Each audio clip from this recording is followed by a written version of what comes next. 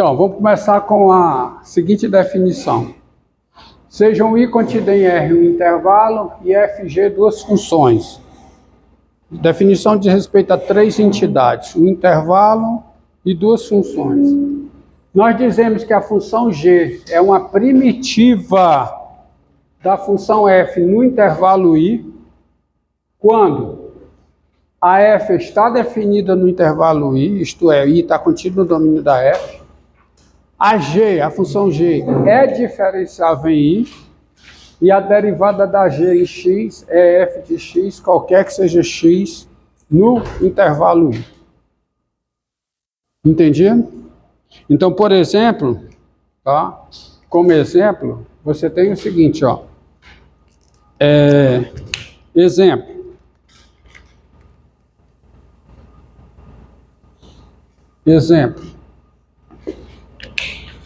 A função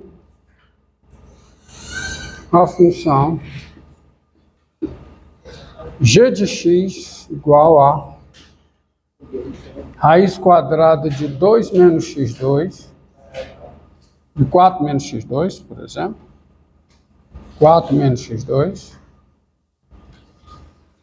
é uma primitiva, isto é, a função g dada por g de x igual a raiz 4 menos x2, mas eu me permito escrever logo dessa maneira. É uma primitiva da função f de x igual a menos x sobre raiz quadrada de 4 menos x2 no intervalo... Menos 2x, não? Não. Não.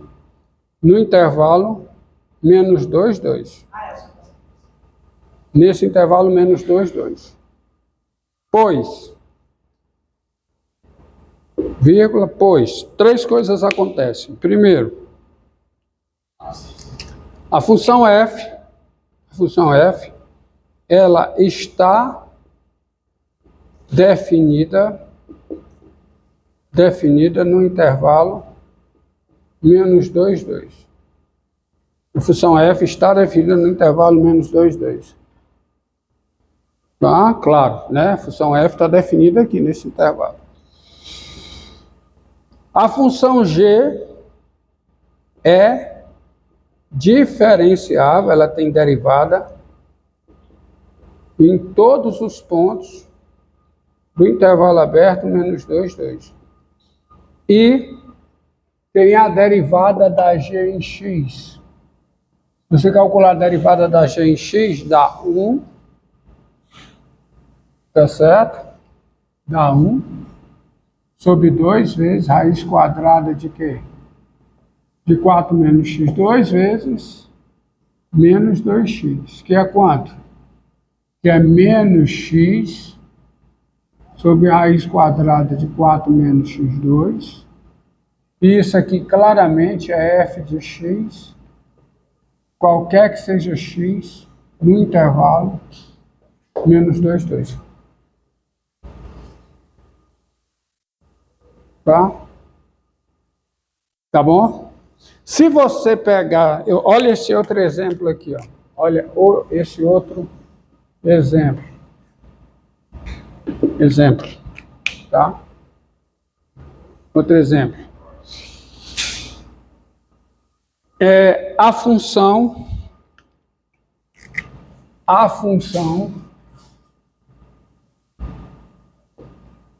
g de x igual raiz quadrada de, vou mudar um pouco, x2 menos 4, raiz quadrada de x2 menos 4, é uma primitiva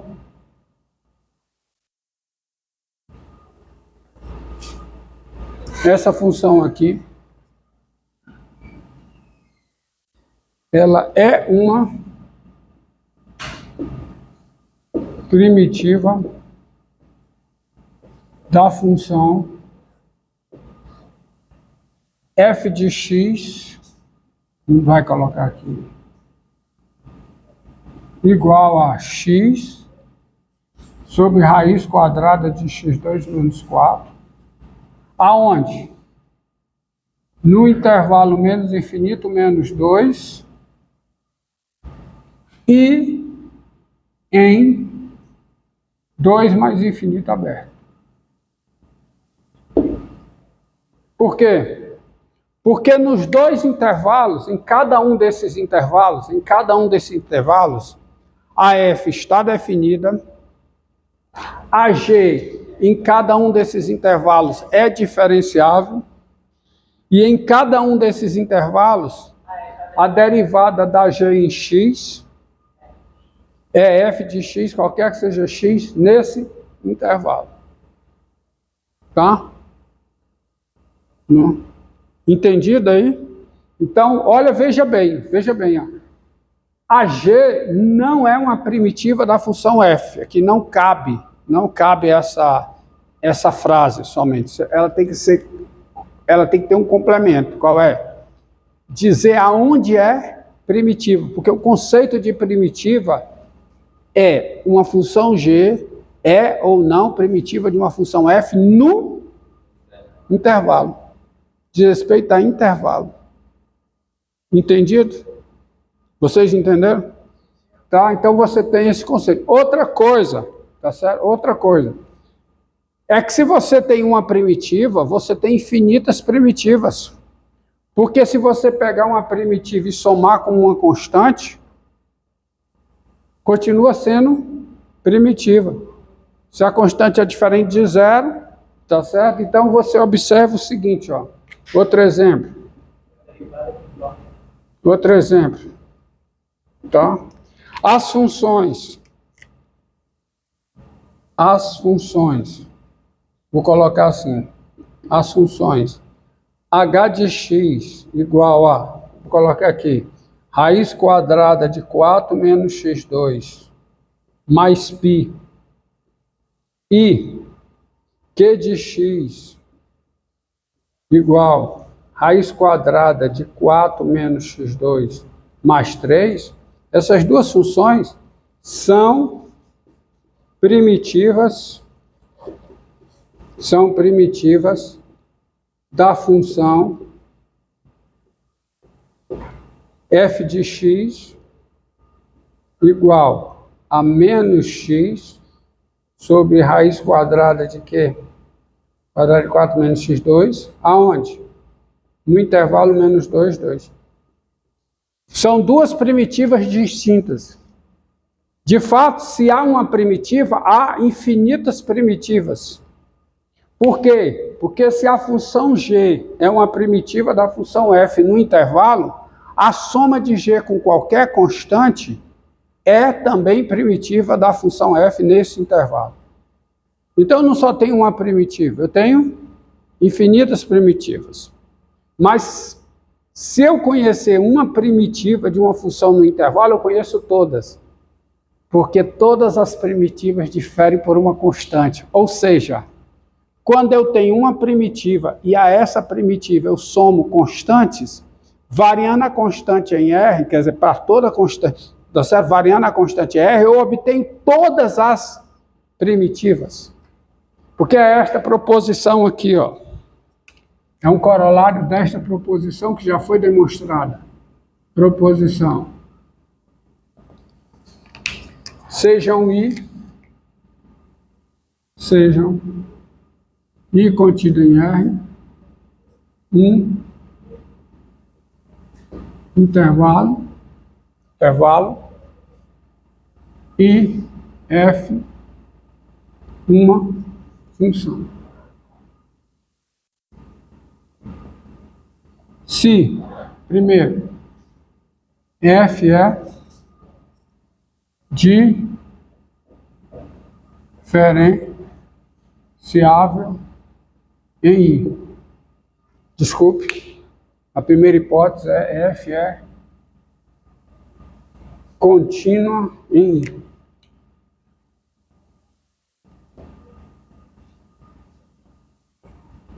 Segundo, F é diferenciável no interior de I. E terceiro, a derivada de f de x é zero. Qualquer que seja x pertencente ao interior de I, a conclusão é que f é constante em I. A f é constante em I.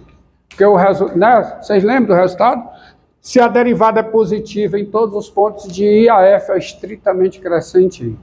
Se a derivada é negativa em todos os pontos de I, a f é estritamente decrescente em I. Tá? Se a derivada da f é maior que ou igual a zero para todo x de I, ela é crescente. Se a derivada da f em x é menor que ou igual a zero para todo x de I, em I ela é decrescente. Portanto, se a derivada é zero, ela é crescente em I e decrescente. Isso faz com que ela seja constante. Tá certo? E para os nossos propósitos, nós temos o seguinte corolário, que é consequência desta proposição. Não vou demonstrar novamente, já foi demonstrada. Essa proposição já foi demonstrada. Certo?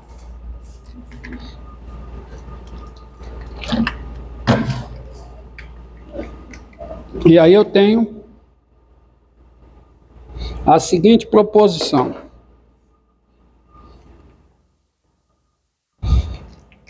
Seja o seguinte corolário, que não deixa de ser uma proposição, claro, né? Seja um I contido em R.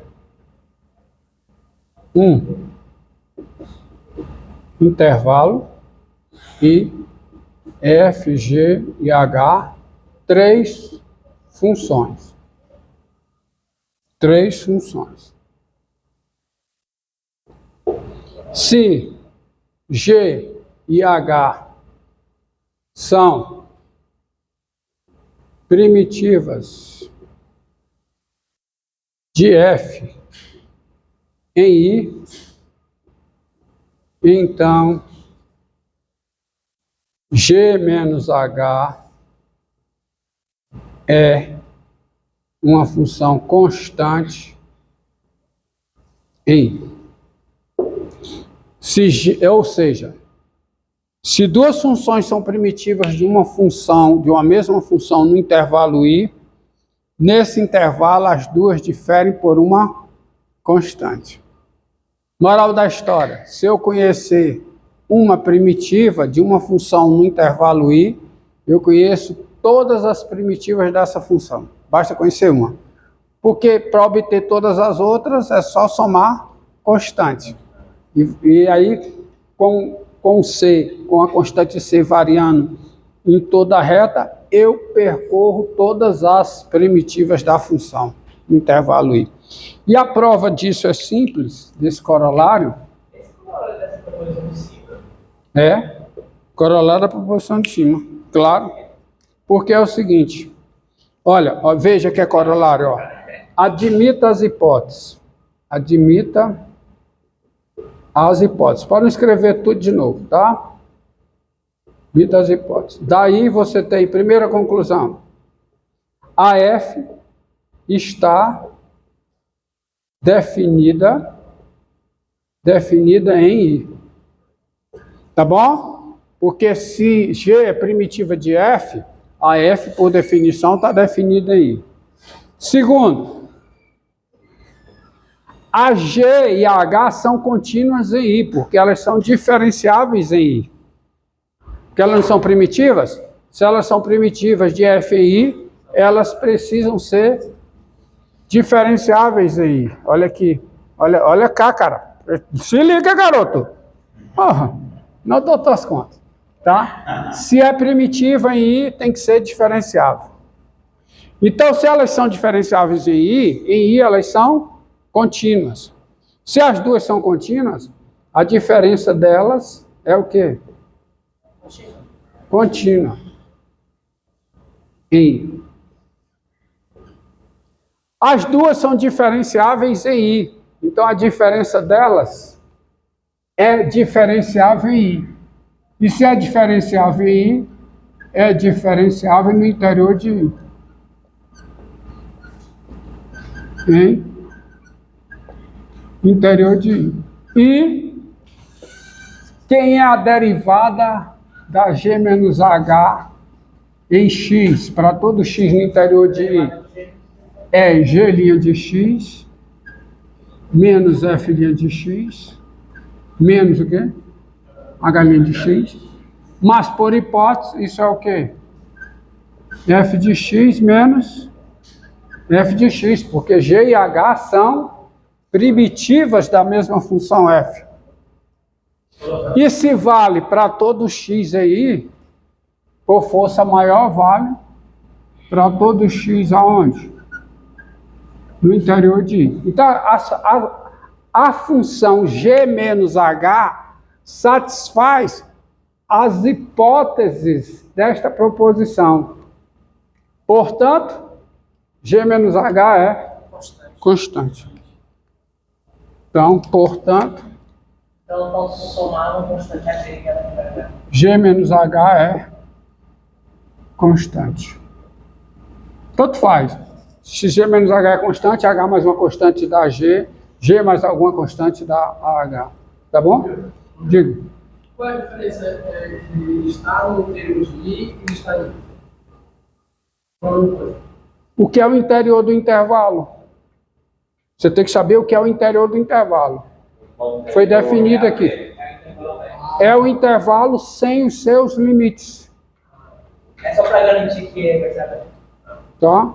Porque a proposição aqui requer que a F seja contínua em I e que a F seja diferenciável no interior de I. Não requer que a F seja diferenciável em I. Se for diferenciável em I, ótimo. Porque se é diferenciável em I, por força maior é diferenciável no interior de I. Uma vez que o interior de I está contido em I. Qualquer que seja o I. Certo? Entendido? Então, isso diz o seguinte, pessoal.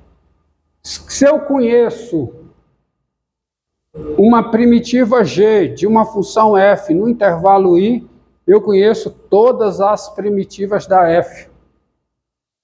Porque cada primitiva da F é a soma de G com uma constante. Entendido? Tá certo? Então, ótimo. Diante disso, tá? Diante disso, bem, agora observe uma coisa, ó. Observe uma coisa.